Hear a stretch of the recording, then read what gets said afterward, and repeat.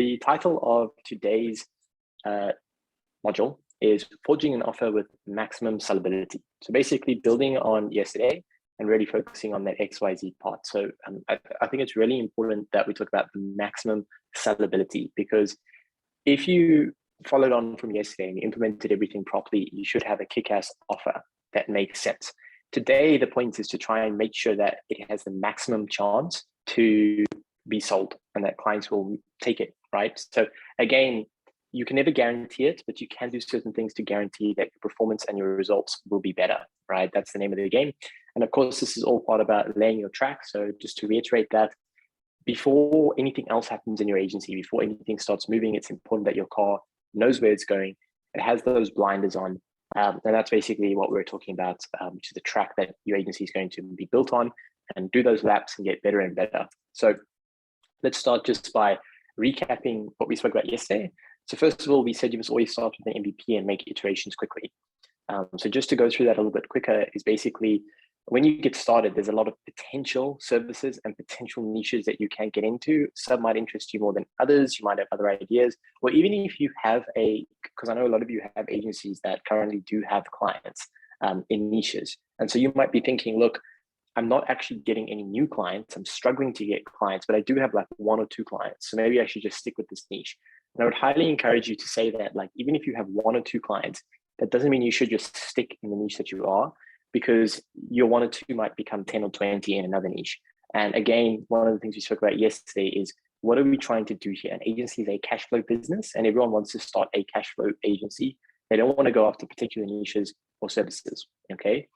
The magic sentence, we help X achieve Y by doing Z. I'm sorry, there's a bit of a typo there. We help X achieve Y by doing Z, or we X, Y, Z, right? That was the sentence that we came up with yesterday, and very important. Majority of the training today is about the XYZ part, which is a combination of X, Y, and Z. You have to go beyond a great offer and build a brand. So we spoke about how a great offer, even with maximum sellability, it's what we were talking about today, is still not good enough. You still have to build a brand and make sure that you can stand out and that you ultimately have something more than just an offer, right? And today we're also going to review some of those offers. So if any of you have come up with some sentences, I'm very happy to review them and just give you some feedback. I think that would be valuable. So moving on, let's talk about what we're actually going to cover. So we're going to talk about how to make sure that you always win. In other words, how to make sure that you always make the sale. We're going to be talking about working for free. So if your agency is just getting started, a common question is like, hey, should I just charge nothing just to get some actual clients and go through the process? We're going to talk about that. We're going to talk about why guarantees actually work. Like my thought process into why every agency should have a guarantee. And if you don't have a guarantee as part of your offer, you're having a huge, huge problem. So we're going to talk about the science and the mindset that goes into why they work from both the client's perspective and the agency perspective. And then we're of course going to come up with how you can come up with your own XYZ. And I've got 2 golden rules in specific that I want you to apply when thinking about this. And then we're just going to go through some live examples. So I came up with a couple of sentences of my own, which I think are all great business ideas in different spaces, different offers that I think can be nice inspiration for you guys. So let us start with how to make sure that you always win.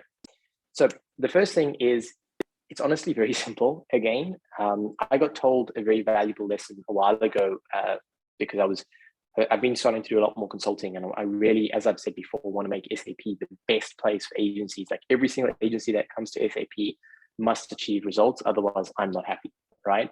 And so I've been also learning a few things myself on how to be a better consultant, teacher, etc. And one of the concepts that I got taught to me is, if you can take very, very complicated things and make them extremely, extremely simple to the point where you can like sum it up very quickly, a lot of people are going to think that you are less intelligent than what you are because it sounds so simple, like, duh.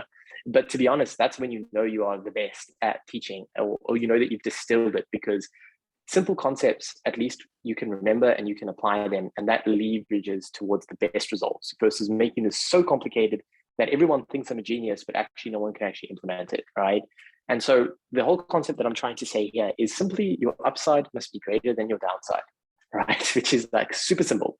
But like, honestly, whenever you come up with an offer, whether it's an agency or any business, you just have to apply that simple sentence, upside greater than downside. So what specifically do I mean about that? Basically, this little graphic that I put together, I think emphasizes it quite a lot. So the green pointing up is your upside, and your red pointing down is your downside. And you can see that that little block going in between it, animating, that is the difference between your upside and downside. And this is honestly where money is made. So as a business owner, when you're thinking of your offer, all you need to be doing when you're thinking of guarantees, offers, how much to pay service providers versus charging clients, etc., is it's simply just managing your risk and making sure that when you take an action, whether that's employing someone, bringing on a client, or giving an offer to a potential client to start with your agency, always make sure that there is a little bit of a gray zone or a gray box in this case, in between your upside and your downside. And that is where, if worst case scenario happens, which is your downside gets maximized, you still are positive, right? You can see that gap is still green, right? Whereas if you didn't have that gap, then you would be in the red. And of course, the bigger you can make the gap, the better, okay? Super simple. And here's a formula that I wanted to start applying when we think about this, which is upside minus downside minus cost equals whatever. And that amount should always be positive, right? Like it sounds super, super simple. But honestly, like if you are in the offer creation part of your business, which is either you're just starting, or to be honest, you have an agency that's doing okay, which I know a lot of you have agencies that, you know, you're doing between like 2 to 10K a month, which is great. But like at SAP, we want to be building agencies that are like 50 to 100, right? So that's great, but not great by our standards. And so to raise that standard, it might be time to rethink your offer. And I want you then to print this, literally screenshot this, print it, put it on your wall, put it on your desktop, doesn't matter, but always keep this in mind. But let's do a practical example. Okay, so let's look at upside, downside, and CPA for the agencies in here that are not marketing agencies specifically, because I know we have agencies that are selling anything from like Zapier stuff to CRM stuff to whatever. CPA is cost per acquisition. So this is when you make a sale, how much money did you spend to make that sale? So if you are running retargeting ads, then you would include that in the cost. If you have someone doing lead sourcing or prospecting or outbound or whatever, you would include whatever you pay them in the cost. And so in this example, your upside is your $2,000 retainer and your downside is a 50% refund. Okay, so in this practical example, my guarantee would be, hey, if you don't get your results, I'm going to give you 50% of your money back, right? Upside 2,000, downside 50%. And let's say that I spent $100 on some software that I use to do lead sourcing, okay? So if I follow this formula, which is upside minus downside minus cost is whatever, which must always be positive. I've got 2,000 less 1,000 less 100, which is $900. Okay, so that means if I bring on this client, if worse comes to worse, which is we get horrible results or they're unhappy, and I have to honor what I said and give them a 50% refund, I still make $900 profit. So is it worth bringing on the client? Absolutely, because I still make money. Plus, there's a whole lot of benefits to bringing the client on. First of all, again, upside, downside. I might not lose the client because we might get really good results and the client might be very happy, or the client might just stick for another month and then we'll get more results in that month. Therefore, again, big upside, potential to keep the full 2,000. The downside is still positive, right? Like I still make $900. Plus I get a whole bunch of learnings and experience and potential case studies. Like it makes sense to do this. So if I go back to this, the $900 would be that little white box that's up in between the upside and your downside, okay? So that's how we need to start thinking about guarantees. As soon as I get to this guarantee, a lot of people start saying, well, should I work for free? In other words, when I'm starting my agency, and again, I want to make sure that I'm not just speaking to people who are starting agencies, because you might be just restarting your existing agency in a new service because you want to go into a blue ocean, okay?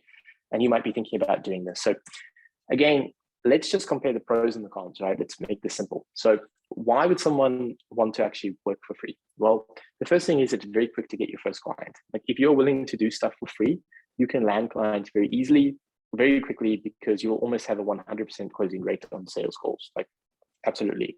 If you follow the outreach methods that I'm going to teach you and this program is going to teach you, and then you decide to work for free, you will 5 clients in a week easily, right? Like super simple. The other thing is experience gain.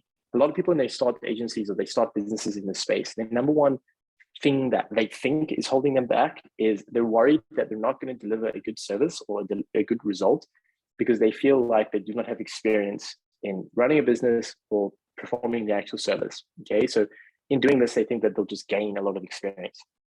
Potential to get a good case study. This is another thing that I see agencies say, that they cannot sell without case studies, right? And the thing with this is, first of all, it's the potential to get a good case study. If you are worried about not delivering good results, that's why you don't want to charge, the chances of you actually delivering good results to get a case study is quite low, right? For a start, if that's a concern that you have. And secondly, that's a very long-term play. And also realistically, case studies are a dime a dozen, right? It's very easy to fabricate them, if I'm being very honest. And it's also very easy to leverage others, which is what I recommend you do. Like, you can literally go and find proven case studies of how Facebook ads have aggressively gotten results for a client. And what you can do is just frame it a little bit differently. So instead of saying, hey, this is a case study from my agency, you just have to say, here's 10 case studies of how Facebook ads have absolutely killed it for e-com businesses, as an example. Okay, because at the end of the day, whether it's your agency or another agency, it doesn't matter. The client is not buying that, they're buying the service. And if Facebook ads would work for all those other e-com brands, it can work for them. And that's the point of the case study, right? And I know, like, I can see Carlos is on the call. One of the things I sent him is the Google Slides thing that I used to use ages ago, like 5 years ago. It was the first case studies that I ever made. And they were like very bad. They didn't look great, but they killed it, and they kill it now. And that's because it's really just not specifically about the results that we generated, but more specifically about how the service that I was offering them, which is Facebook ads, can transform a business. Okay. So now let's talk about why you shouldn't do free work. The first thing is time and opportunity cost. So even if you're not charging for it, you still have to put a lot of hours into actually doing the work. And those same hours could rather be spent learning the service so that when you do sign a paying client, you deliver better results, or honestly doing outreach and sales, because you can actually get a return from that. Okay. So there's a huge opportunity and time cost there. Then there's the actual dollar cost, because as you go through onboarding a client, there is cost associated with having a client. If you use whatever tools you use, chances are you have to pay for some of them. I think Slack is even like $6 per user or something like that, right? You end up having to pay. So there are costs associated to having a client. Even Zoom, if you have a Zoom like Pro account, I think it's like $90 a year or something. So basically, there's all these little costs that stack up with running an agency. So there is actual cost to having a client. Okay. The other thing is, to be honest, it does not attract great clients. I can tell you, my agency has probably had and churned through some of them, but we probably had like 400 to 500 clients at this point over the last 5 years, right? Realistically. And I can tell you, the clients that have paid the least have always been the biggest problems. And I imagine that clients that pay nothing will be the biggest headaches you ever have, meaning they'll never be happy. The type of client that attracts when they don't have to pay, then they would be good to go, is just not a high quality client. Like any super serious business is going to say, look, I'll give you $1,000 and let's just see what happens. Because for them, they're also balancing risk and reward, right? They're going to give you 1,000. That's their downside.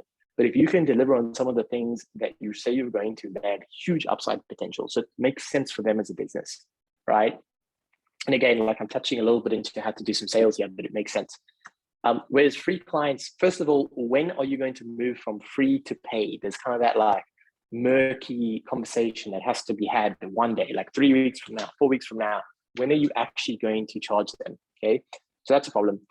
Then you also have zero skin in the game. So you see, when you land a client and they pay you, and I don't care if they even pay you $500, you can take that $500 and you can go out for dinner with it. You can buy yourself, I mean, for $500, you can buy yourself, I was going to say a watch, but I mean, you can buy yourself probably like a, what are those Swatch? Yeah, Swatch. You can buy yourself like a Swatch because those are fairly inexpensive. Now you can buy all of these type of things. So you can buy something and that will excite you. And I promise you that the first time you sign a client, you have to spend some of it on yourself. I can't remember what I'd spent the first time I got a client, but that's something that has been drilled into my head, that buy something for yourself, right? Just to celebrate it. It could be small, don't blow all of it, but just get something.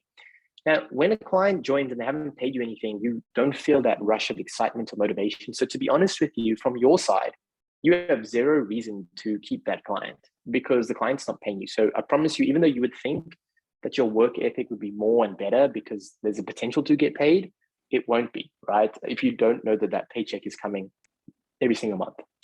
The other thing is you deal with angry clients because you can't get results. So the thing is, again, the clients that you attract when you provide free services are almost impossible to get results for, because if they are only looking for someone to kind of do a result-based or free marketing or whatever, chances are they have like no budget, which means regardless of what service they do with you, they probably can't actually get results from it because they have other problems in their business, right? They have problems in their personal life, problems in their business. They've got no, if you're a marketing agency, they've got no ad spend.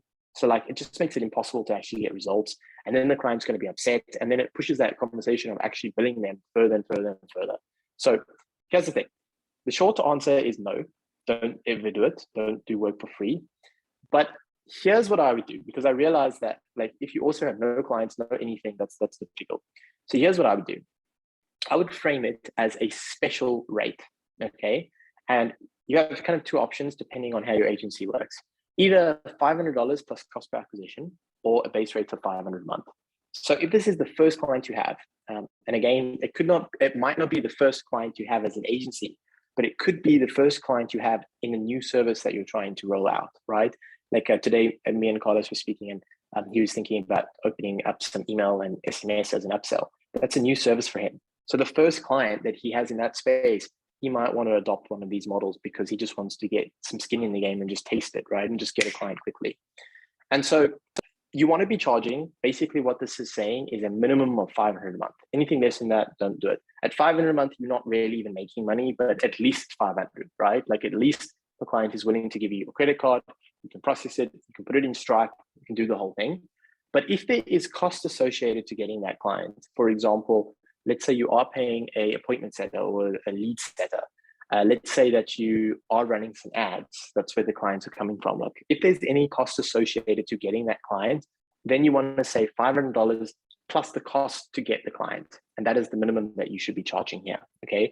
So at the end of the day, it's always 500, right? Because retainer plus the cost to get them will still give you that 500. And then what I would suggest that you do is frame it as a special rate. So what you need to say is, hey, my agency has a minimum service fee of $2,000, but I'm going to be honest with you, this is a fairly like new service that we're rolling out. It's one that we haven't done aggressive testing in. And so therefore I'm going to give you a special rate, right? And by special rate, what that basically means is we're going to give you a bit of a discount on our fee.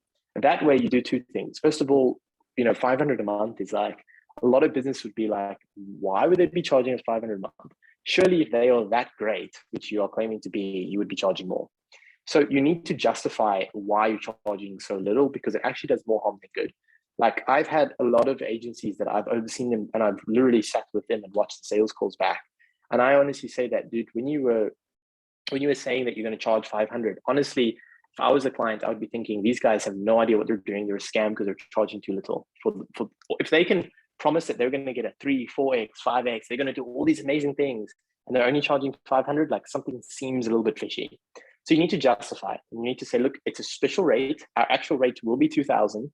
So in like a couple of months, when we're getting results for you, we are going to have a conversation about going back up to that 2,000. But for now, we're going to give you a special rate. Okay, that way it makes sense and it's framed as being in the best interest of the client and it's a good justification. Okay, so that's what I would do, but never go down through zero.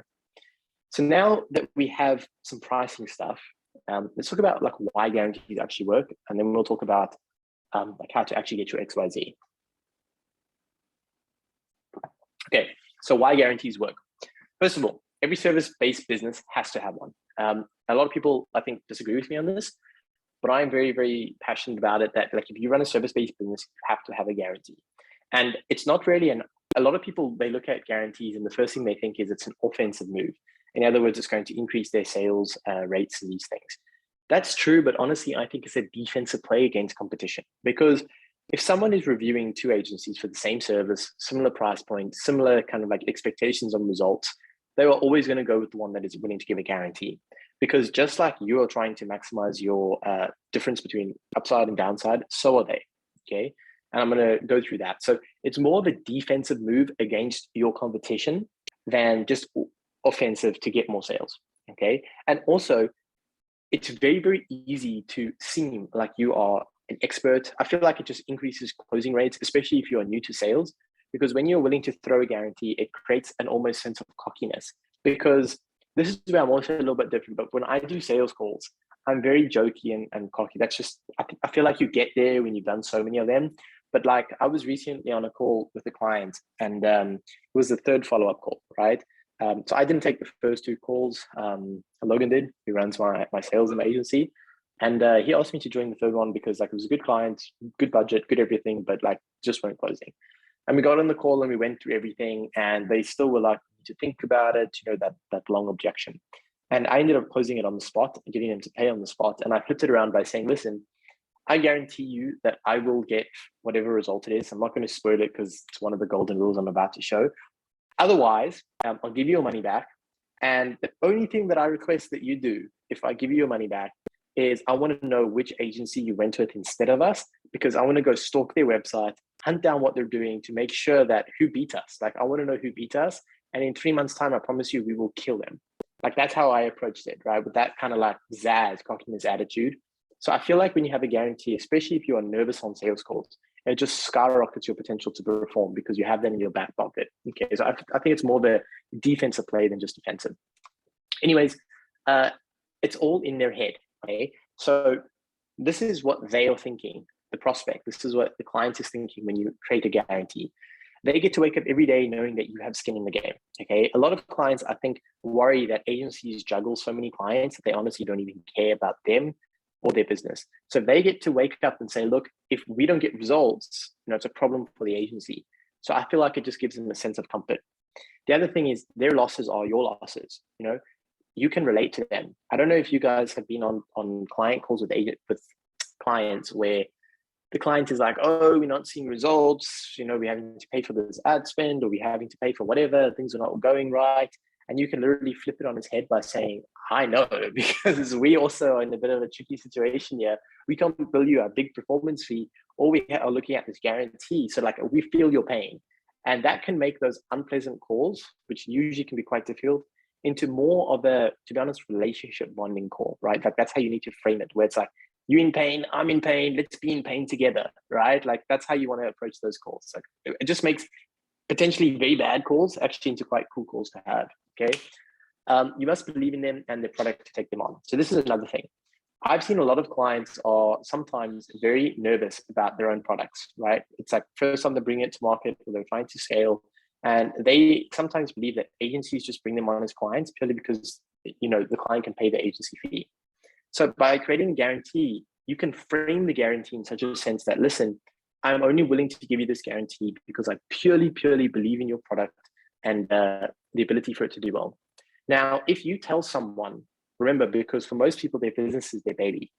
So if you tell someone, I truly believe in your baby, it just makes them feel good, all right? Like it just makes them feel good. It bluffs up their ego, which ultimately drives up sales calls. Okay, so that's on their side. So now let's talk about as the agency, how this actually increases sales. Again, it can separate you from competition because if they're reviewing lots of agencies and some of them don't have guarantees, you're going to shine. Okay, so, and you want to, again, like I put all of these things here and you guys should be taking down these as notes and really screwing the bolts into people on sales call by saying, that objection where it's like we're interviewing a few other people and we like literally turn around and say, cool, I get you. Here's what we're going to do. Let's do a guarantee because we believe they're the best. You can interview whoever you want, but none of them will give you a guarantee as good as us, right? Like, again, knock it out of the park. They believe you have a strong track record and a proven system for results in order to agree to a guarantee. So this is the other thing. On their side, they're probably wondering, okay, these guys are making all these promises. Can they actually deliver on whatever your desirable outcome is? Well, most people just believe that if someone is willing to give a guarantee, they have to have some faith in themselves. Otherwise, they wouldn't be willing to give a guarantee, all right? And so therefore, they just believe that you've been around longer than potentially you have, or you've gotten better results than potentially they think you have, because otherwise, naturally, you wouldn't do that. Then the other thing is you always want to pull the guarantee out as a last resort. And so this is quite important because I feel like from the last one, that might not have been that clear. But you never, ever want to just aggressively say, hey, in the beginning of the sales call, don't lose your cool and get nervous and say, hey, we can do this and this for you, or we're going to do this and this. And by the way, we'll guarantee this. No. keep it in your back pocket and measure how the sales call is going. Because if you can close the sales call without having to mention the guarantee, it's obviously better for you as the agency. And so what you want to be doing is just keep it in your back pocket, that if you can start seeing the person's a little bit unsure, they're on edge, they're thinking about it, they're starting to come up with objections like, I need to speak to this person and think about it. Then you pull out the guarantee and you use it as a way to slam dunk the deal, okay? So now that we've kind of spoken about why you should never charge nothing, never work for free, we've spoken about why you absolutely must have a guarantee, the psychology behind why guarantees work and why you need one. So now let's actually talk about how you can come up with your own, right? How to come up with your XYZ and the golden rule. And there's actually 2 golden rules that I'm going to talk about today. The first one, never go beyond 50% downside after 7 days. Okay, so there's a couple key things in that sentence. The first thing is after 7 days. One of the modules in SAP that I'm going to be doing a bootcamp on and releasing quite soon is literally going to be titled something along the lines of the first 7 days of having a client. This is, by the way, the most important time when you sign a new client. There's an amazing book. It's literally titled How to Never Lose a Customer Again. Amazing book on onboarding, operations, client experience, whatever. And it basically goes along the lines of most customers have what's called buyer's remorse, which is as soon as they buy and they pay, they start thinking about, was this the right thing? Am I going to get value out of it? You know, they have that bit of buyer's remorse.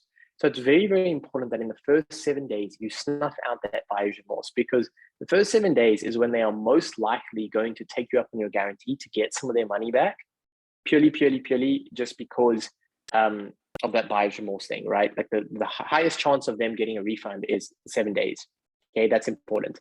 Then the other thing is those 7 days are also the cheapest for you as an agency, because I don't know how many clients you had or how many you've overseen, but the first 7 days is the most inexpensive, right? Because really for the first 7 days, you're doing your research, you're gathering things, depending on your service, all right? But it's usually only from day 7 and onwards that you start having to actually put resources into it, whether that's time, software, it doesn't matter. Okay, so first 7 days, maximum risk for the client, minimum risk for you, right? So if the client leaves in the first 7 days, even if you have to give them all their money back for whatever reason, it's not like it's cost you that much in the first 7 days in terms of time and effort and all of these things, okay? So never go beyond a 50% refund after the first 7 days, okay? And this links up to the next one, which is always offer a 100% refund within 7 days, okay? So you can see how these 2 golden rules kind of link to each other. First 7 days, always 100% refund. After the 7 days, never go beyond 50%. So don't offer a 60% refund or 70%. The maximum you offer after 7 days is 50%, but in the first 7 days, always 100%. And I'll tell you why, okay? Because this requires a little bit of explanation, because I think a lot of agencies here are looking at this and they're like, I've never done that. It's a bit frightening. But the thing is, people have the most buyer's remorse straight up to they buy. But they are also the most excited if you can fan the flames of their excitement. And that's basically why I made an entire module about the first 7 days, because you have to knock their socks off in the first 7 days. Like one of the things that we do in our agency, it's also extremely important for culture, is when a client joins, yes, they go through our normal onboarding. So they fill out the onboarding form and they book the onboarding call and whatever. But we also give them a centrosite birth certificate, okay? Which is basically, it's a picture of them, and it's like a nice birth certificate that we've made with our company branding. From yesterday, we spoke about branding. And on there, it's got the date that they joined, which is obviously their first day. And then it's got something like a nice little message, like counting down the days until whatever end result that they wanted, right? And we give them this fancy birth certificate. And we ask them to keep it. And we'll see them in 2 years' time once they've been a client for us for 2 years. And then we celebrate. So we have something in our CRM that kind of tracks the days that they've been with us, and we celebrate. So like, after 1 month, whether we have a team meeting with them on that day or not, but we still send a message then and we're like, hey, happy 1 month birthday, right? And then 6 months, happy 6 month birthday. Okay, so that's, again, just a way to get some culture going, fan the flames of their excitement, celebrate that they're a client. We also send them out a gift, right? It costs us like $15 on Amazon to send them this gift. So it's extremely inexpensive, literally $15. But the thing is also, when someone receives a gift from you, they are more inclined to stay, even if your results are not fantastic, because they're kind of like, this guy gifted me something, so let me give them a fair shot, you know, all of these things. Plus, as a team, we record a video for them. So I record a video welcoming them to the company, and really everyone records a quick, it could be like a 5-second video, And then we edit everyone saying welcome together into one video and we send it to them. Right. So they get this video of like, I think our team is like 15 people in it at this point. So like 15 people saying, hey, welcome, excited to be working with you. Hey, welcome, we're excited to be working with you. And we encourage our team members to do this as an action step, which is like, I record it while I'm walking, like cooking, you know, someone records it while they're like walking their dog, you know. Again, culture, it's important for our own agency from a culture perspective. For the first client though, they feel amazing. And then what we do is we also make sure that in these first 7 days, we focus on building whatever we're going to launch. Okay, so like, for example, if you were implementing CRMs or implementing whatever, you have to map all those systems out before you just build it. For an ad agency like us, we map out the customer journey and the funnel that we're going to send people down and things before we just start building. And we start working a little bit on the ad copy. Because the thing is, if someone is seeing all of this, they want to see how it's going to play out, right? No one is like, these guys have come up with this funnel. I want to actually see how it works, right? That's how most people think. They like, okay, this funnel looks good. I want to see how it's actually going to work out. Okay, that's how most people think. So again, the likelihood, if you do all of those things, you impress them in the first 7 days, plus you show them this thing that is being built and going to launch, the likelihood of them quitting within 7 days is like zero. We've never ever had anyone take me up on this, but it has led to at least a double percentage gain in my closing rate. Because when I'm on a sales call and someone's like, listen, I need to talk to my wife, or I need to think about it, I always throw this in. I'm like, listen, here's what we can do.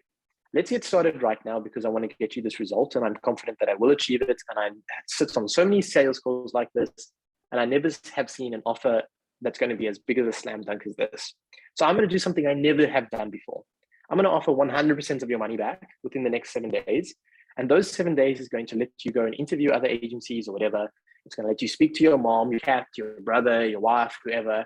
And it's going to let you go through that process. And in those 7 days, we're going to get you onboarded so you can feel what it's like to be a client of ours. We're going to start the process so we can get you results as quickly as possible. So let's pay your invoice now. And I'll add a note on the invoice that will give you your money back in the next 7 days, 100% of it. Okay, so you remove all the risk for them. And then you just need to make sure that your first 7 days is a rock star event, which if you follow this program, it will be. And then you immediately have higher closing numbers. Okay. And then after the 7 days, you look at like a maximum of a 50% gain. Okay. So now let's look at like, well, after the 7 days, what is the guarantee going to be? Okay. So again, I'm going to just go through this sentence. We help X achieve Y by doing Z, or we do X, Y, Z. And the X, Y, Z, again, the main thing here is to make this guarantee specifically for them. So I've spoken quite a lot about a 50% money back guarantee. Okay, like that's the example that I've consistently used throughout this. The reason I've done that is the guarantee that my agency has, right? So again, practicing what I preach. My agency, we offer 50% money back, okay? There's certain conditions that we have now implemented into that, but that is the nature of what we do. But we never frame it as you get 50% of your money back. That is exactly what it is. Remember how yesterday we spoke about there's margin, mystery, and brand, which is like you can take something like Facebook ads and change it into something that is personalized like Centraflow, and you can charge a lot more for it because it's hysterical and it sounds cool. The same thing is with this. Yes, we have a 50% refund, but I can frame it in a way that makes sense. And so the whole point of sales calls is literally ask people what they want and make sure that your offer maps back to what they want, and then give them a guarantee that specifically makes perfect sense for them. Okay, so let me actually show you some examples. I feel like with this, the best way to actually show you this in practice is to give you some examples. So here's a couple of examples. 100 leads will give you your money back, 50% of your money back, sorry. For a business that's trying to generate leads, that's quite a powerful guarantee. And here's how it's powerful. Well, I would only offer 100 leads if I knew that those 100 leads was really valuable. So yesterday I gave the example of a fire installation company, right? Or pool installation company. To install a pool, it's about $10,000, right? In most first world countries. So 100 leads, if they have, I would literally break my guarantee down on the sales call. Is I would literally say, cool, I want to give you a guarantee of 100 leads, so I'm going to give half your money back. Now you've got 100 leads, and let's say your closing rate is 25%, which honestly your closing rate should be higher. But let's say it's 25%. That's 25 sales for pool installation of 10,000 each, right? Like, do that. That's $250,000 in sales. Or we're going to give you half your money back. Like, most businesses are going to pounce at that, right? So it makes sense. Now, if they're selling like a $1 item, it's not going to make sense. So you can see how it changes. Another one is zero inventory left, or we get 50% of your money back. So we recently brought on an e-com client, and they weren't interested in making money. They weren't even interested in being profitable. They just had a product that they no longer wanted to sell, and they had thousands of items of that product stuck in a warehouse somewhere, and they wanted to get rid of it. And they wanted to get rid of it in the most efficient way possible, which means they thought that they were going to lose some money on doing so, but they just wanted to lose less money. So they wanted to like have a 0.8 ROAS and just get rid of all the inventory. So I gave them a guarantee that they would have zero inventory left or 50% of their money back. Because for them, that measurable result mattered. But for most companies, it wouldn't make sense. You know, another thing is, I often hear this objection, which is I need to speak to my investors, you know, that whole story. So I always say, look, here's something. At the end of working with us for 3 months, your investors will be absolutely thrilled with us, the company, and you, or we'll give you 25% of your money back plus $200, honestly, for wasting your time. And that $200 doesn't go to your company, that goes to you, that you can use to buy something for yourself. Because remember, if they have investors, they're usually a bigger company, which means like if the company makes money, doesn't mean they make money, because sometimes they're getting a salary and there's a whole story there, right? And then what I do is I literally say, all I want to see at the end of these 3 months is a text, an email, something from your investors saying how over the moon they are or how unhappy they are. And if they're not happy, I'm going to do this for you. That would make perfect sense for them. Okay, but again, if a company doesn't have investors, it's not going to make sense. Another one is, let's say I was an agency that was doing sales call coaching or was implementing a CRM. Again, I'm trying to make this very agency generic and not just marketing agency, but that's what my agency does. But anyways, never drop a hot lead again. So I imagine a lot of people who are hiring someone to implement a CRM for them, it's because their sales process is a mess. They have all these inbound leads and outbound leads and everything's just a mess, and they are losing deals and losing contacts because they don't actually know what's going on. And so for them, as an agency, if I was implementing CRMs, I would make the promise that they will never drop a lead again, or will actually pay your business $1,300 for deals lost, okay? Up to $1,300 for deals lost. So if that's 10 deals or 20 deals or whatever, we're going to pay you a maximum of up to $1,300. If I'm charging a $2,000 retainer, remember, even if I have to honor that, it's still a $700 profit, okay? So going back to that formula. So you can see how you should never arrive on a sales call with an offer and a guarantee. You should honestly approach this of just listening to them, their story, their desires, their goals. Change your offer and guarantee or narrative to be a part of them. It really is your XYZ is supposed to be made up of your X, your Y, and Z. You're supposed to identify those points in the sales call, combine them to make an offer and a guarantee that makes sense to them. That is the secret here. That is how you achieve a maximum sellable offer, by customizing your offer to be based on them. And then also making sure that it just makes sense for your own business by, again, maximum upside, minimum downside. But that is how you can increase the chances of actually making the sale as high as possible. Because you see, the thing is, people buy something if it makes the most sense for them. And if they're looking at multiple agencies and agencies are giving these very vanilla, boring guarantees, but you're giving a guarantee that 100% makes sense for them because it's almost like it was invented for them, which, by the way, it was, but they don't know that. You can just see how that's going to skyrocket some of your closing rates, right? And so the last thing that I want to do before we look at some action items, which is, although a lot of the stuff that I've gone over today is about offer creation and I've spoken about it wrapped in the form of a sales call, I would really encourage you to use this in your prospecting as well. For example, if you write ad copy, some of your remarketing ads, or you are thinking of writing a cold email or a cold message script or something like that, this is how you implement some of those stuff into it. One of our best performing campaigns that we ever did, because you guys know that we run ads for our agency.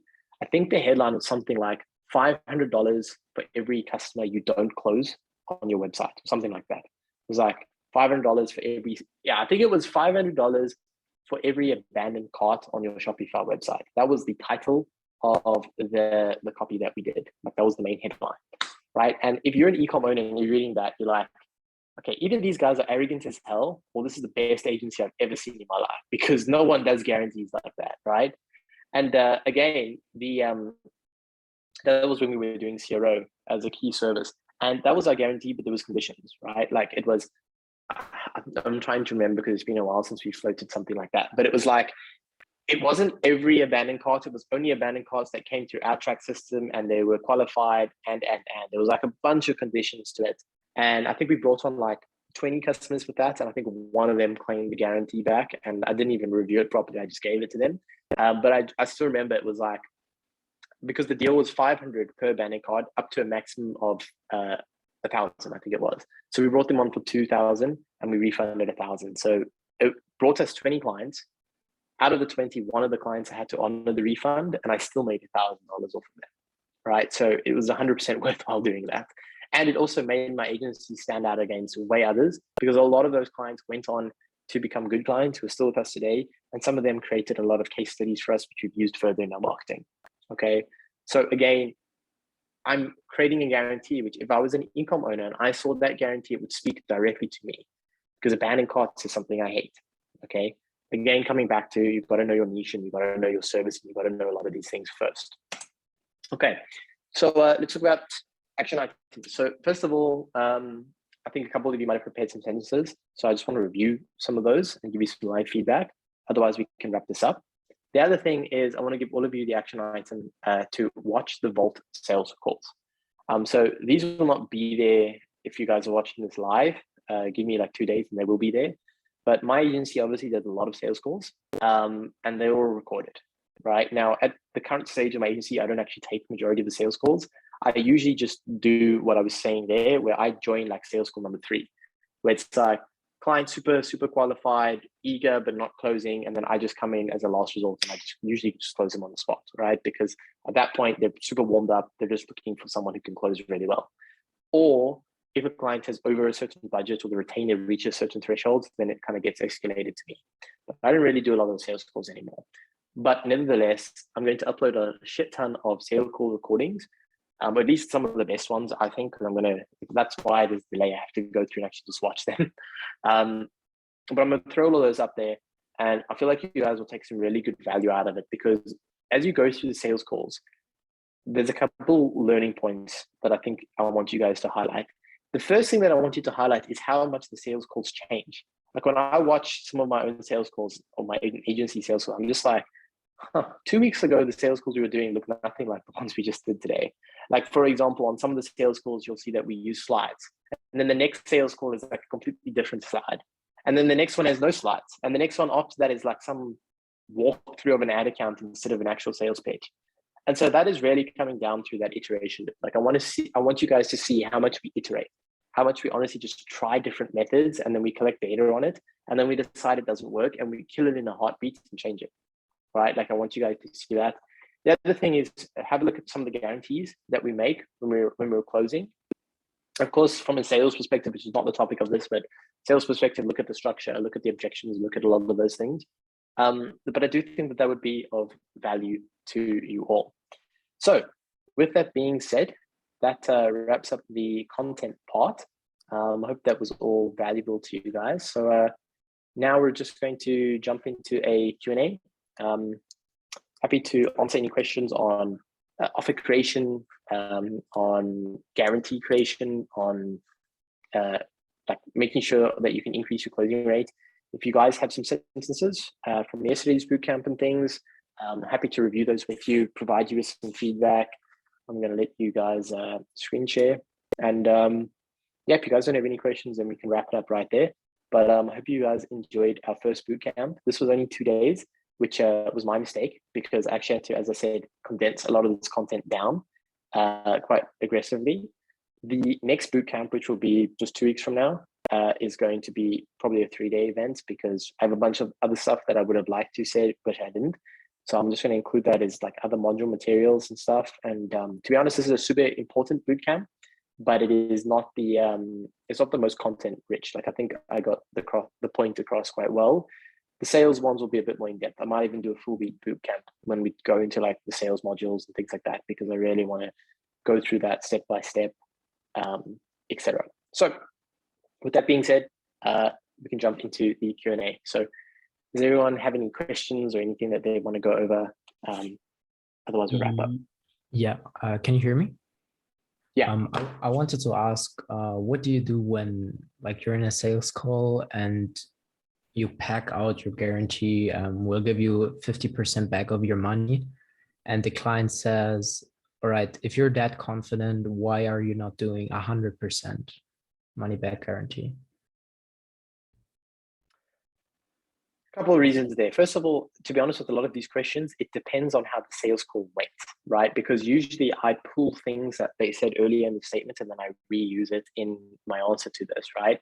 But to be honest, I would just say something along the lines of, well, we do 50% because a lot of the times it's not on our side. We've dealt with horrible clients before where I tell them to do certain things and they refuse. I tell them that we need to A/B test their pricing or A/B test their product page and they're not interested. I tell them that, listen, we need to move around budget, right? One of the things that we do for clients is they tell us they've got a budget of like 10K a month.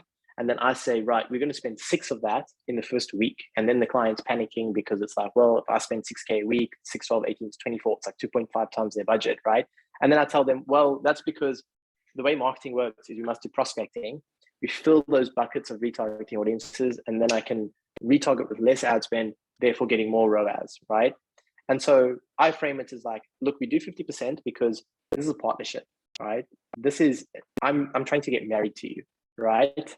And that means I've got to throw my skin in the game, but I also want you to throw your skin in the game. And that's why I want to go 50-50, because if I have to put money on the line for this, I want you to do the same. Otherwise, we don't respect each other.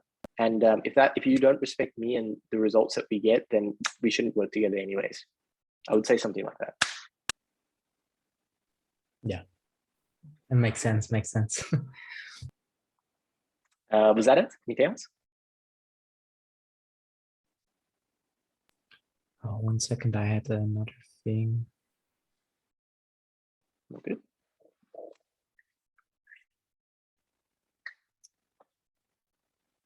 But yeah, I hope you guys are getting value from these bootcamps.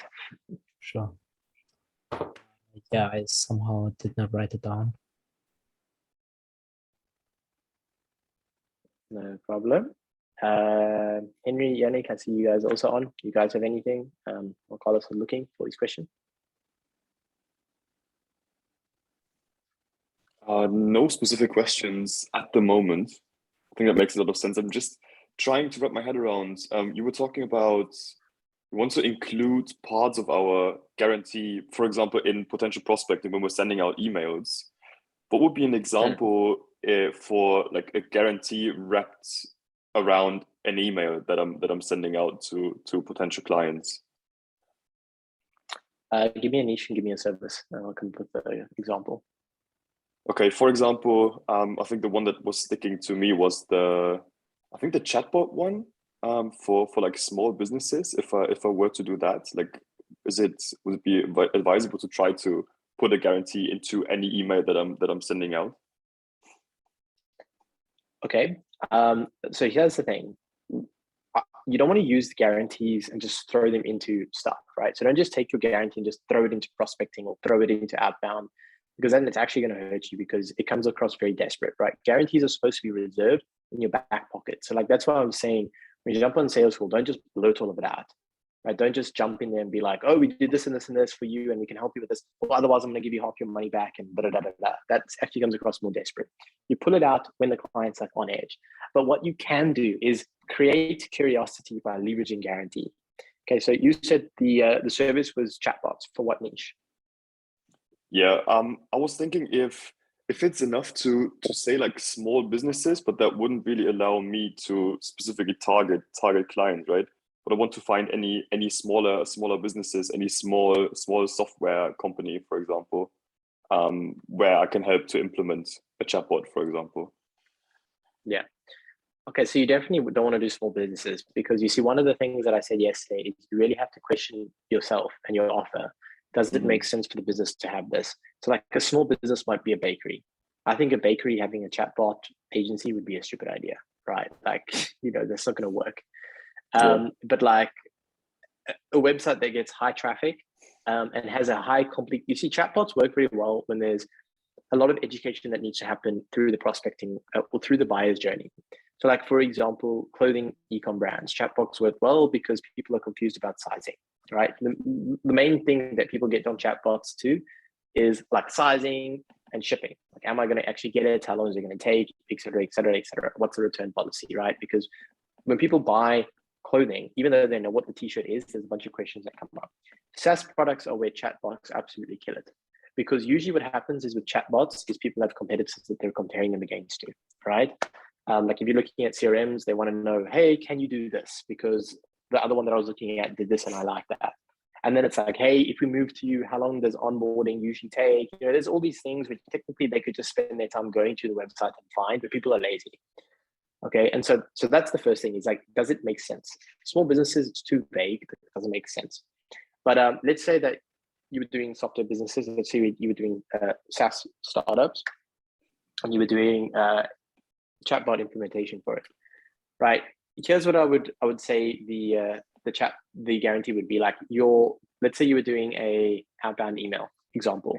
The subject line for it could be something along the lines of how to make sure a customer or how to make sure a prospect never leaves with unanswered questions. And then your email could go along the lines of, hey, we see SaaS businesses every day struggle to make sales because SaaS products are complicated, ... Don't lie to us or don't giggle at us. We see and work with so many of these every single day. So we know they're complicated, even if you're a programmer and think it's super basic, right? A little bit of humor. Then you can keep going on and you say, but here's the thing.